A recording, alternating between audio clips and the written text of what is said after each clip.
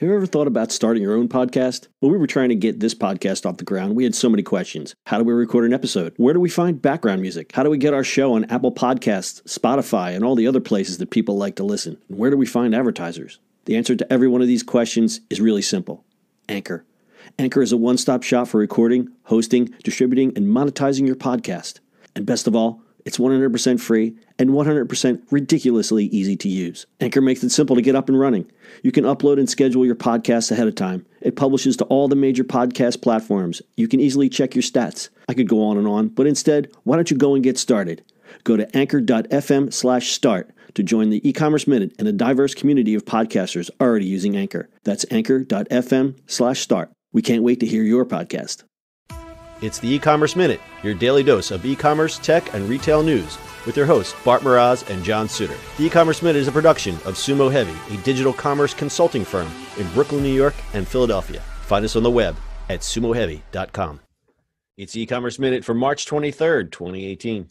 In today's episode, couple gets dozens of unwanted Amazon orders. Imagine opening your door and seeing box after box of Amazon orders on your step, except you haven't ordered any of it. That's what happened to Boston couple Michael and Kelly Gallivan.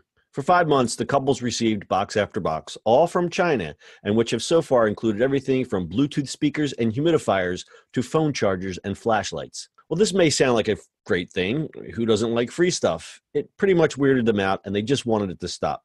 And this is where the challenge began.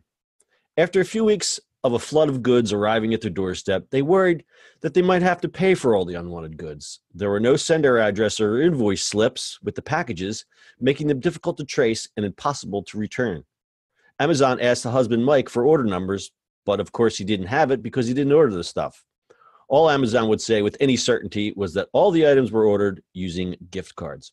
Amazon told us to send them back to the distribution center in Lexington, Kentucky. But by that time, we'd received a lot more of these things, and it became kind of like, this is ridiculous trying to carry that plan out, Mike told the BBC on Sunday, February 11th.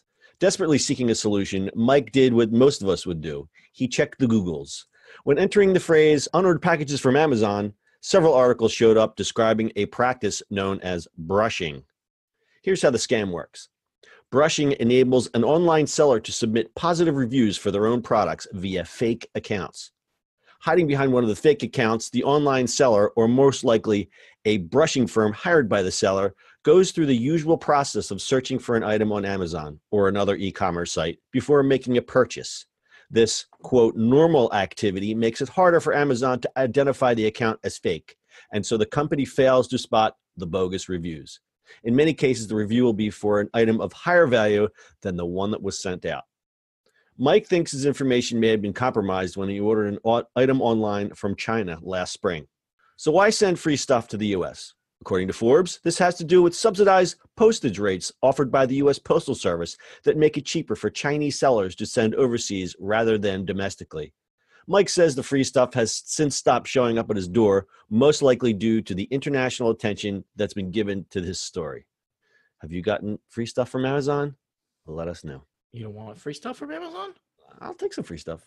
I mean, I'll just sell it. It would just resell. There was another woman. I found another story about this. Same exact thing happened, but she wasn't getting flashlights. She ordered like some kind of hair clip. And then after that, she was getting dozens of hair clips. She says she got so many hair clips, she went up throwing them in the trash. Wow. She couldn't make it stop. She had so many hair clips coming in. They were all, and they weren't, and it was the same instance where it wasn't a good hair clip she was getting. She was getting the subpar, like 3 levels down hair clip. Interesting. That is weird. Like, it's weird because think about the money that it costs, but I guess it's just part of cost of doing business. I mean, yeah, but how are they? That's so weird. How are they scamming the money? This is what I don't understand. That's right. That's what I'm saying. The stuff is being paid for, so somebody is paying for this. Now, if Amazon says it's coming through gift cards, someone has to buy the gift card. It's kind of hard to steal an online gift card, so somebody is paying for this. So I would imagine that the Chinese seller says, look, it's worth it for me to hire a brushing firm. Oh. Brushing firm, listen, I'm going to give you $500 worth of goods. Do what you got to do. Just get me some good reviews on Amazon. Oh, right. But also, here's how they're probably doing it, too, is like Oh, maybe they're not stealing the gift cards. Maybe the gift cards are just there. But what I was thinking I is would think Amazon would flag something like that. That's what I'm thinking of, like, if they're stealing gift cards, right? They're just buying crappy goods and selling them and making them real, right? And then you're just taking the money from the gift cards. But I guess that makes sense for the review stuff. Huh. It's crazy. Crappy stuff, but the reviews are left on the good stuff. But right. So basically, it shows that someone has looked around for some LED flashlights, and then it says, "Oh, this TAC 5 LED flashlight is a great flashlight," and then they actually have ordered the subpar one that's not as good as the one that was reviewed. And the cost of doing business is, you're shipping from China, and it's probably coming from the manufacturer. So the manufacturer or whoever the seller is getting it for far less than what the listed price is on Amazon.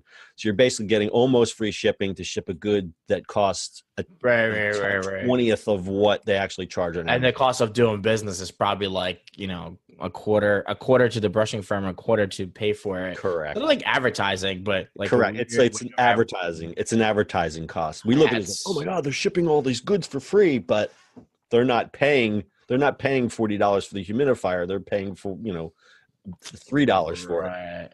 Right. Interesting. Pretty crazy. But when you look at it this way, it's can you imagine you're just every day you're like, okay, there's another $5. I don't. All right. Okay. There's some more boxes. And they probably just randomly picked a dress and it just goes through it. Right. So from both stories that I've read, their information was somehow phished from an order that was placed. This other woman, I don't have her first name. Her last name is McGee, and it's like from a real thing or something like that. It was something from, she placed legitimate orders on Alibaba, on AliExpress, and they basically scraped her ID and created a fake profile for her. But it wasn't her. It was whoever's the brushing company was. And, so she started receiving like hundreds of hair clips. Wow. What the Forbes article points out is that they have the Chinese e-packet. It costs them nothing to ship over here, which I'm guessing is they just probably, it goes in a container and just comes over, and it's cost them nothing. It's crazy. So let's file this under things we didn't know about. It's called brushing, ladies and gentlemen. If you've been a victim or a brushing accident, if you've been a victim of a brushing accident, please call our lawyers at 555-1212. If you've been a victim or if you've benefited from brushing, we would love to hear from you. We'd love to hear if anybody has similar experiences. I'm sorry, I'm just a victim. Now in my head, I have, maybe we should make a graphic like this in our show notes, is like the clean sweepers on the street. I'm sorry, guys. This is it just went off the rail. Yeah, this is a weird one. All right, you got anything else? Just keep on pressing. Keep on pressing. All right, that's E-commerce Minute for today. We'll see you on the internet tomorrow. Brushing accident. That's it for today's show. If you like the show, do us a favor and subscribe or leave us a review on iTunes. And don't forget, you can now listen to the E-commerce Minute on your Amazon device. Just add E-commerce Minute to your flash briefing. And finally, if you have a comment or suggestion or just want to say hi, find us on social media at Sumo Heavy.